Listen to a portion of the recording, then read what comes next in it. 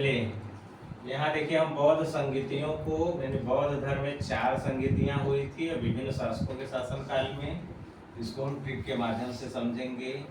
यह है रावय पाकू अका अक।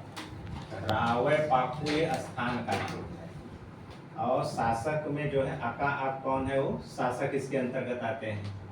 तो पहली जो बौद्ध संगीत हुई थी, रा से हो गया राजगिरी, वै से हो गया वैशाली, पा से हो गया पाटलिपुत्र, वर्तमान में इसको पटना कहा जाता है। कू से हो गया कुंडलवन जो कि कश्मीर में स्थित है। ठीक। अ से अब यहाँ शासकों का नाम, तो यहाँ देखिए शासक में आगे आजाद। अ से हो का से हो गए कालाशोक, अ से अशोक और क से गणेश। तो जो पहली बौद्ध महासभा थी इसको बौद्ध संगीत भी कहा जाता है, महासभा को ही बौद्ध संगीत भी कहा जाता है। तो पहली पहली जो है बौद्ध सभा जो हुई थी राजगृह में अजात शत्रु के शासनकाल में 483 ईसा पूर्व में हुआ था। और दूसरा जो है बौद्ध संगीत वैशाली में कालाशोक के शासनकाल में हुआ था और 383 ईसा पूर्व में हुआ था। तीसरी जो बौद्ध संगीत थी ये पाटलिपुत्र में हुआ था और उस समय जो है शासक जो थे अशोक थे।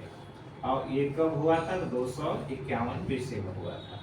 और चौथा जो है बौद्ध संगीत कुंडलवन कश्मीर में प्रथम शताब्दी ईस्वी में कनिष्क के शासनकाल में हुआ था।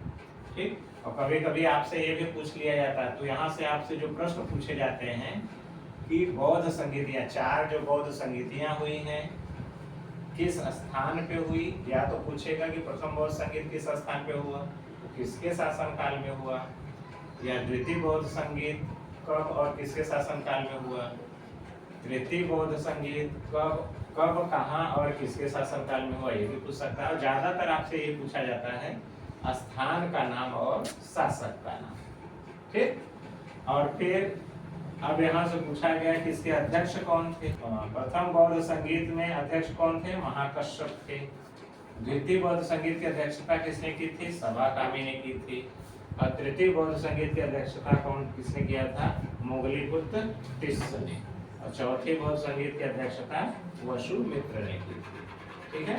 तो इस प्रकार जो है हम बौद्ध संगीतियों से संबंधित प्रश्नों को आसानी से समझ सकते हैं।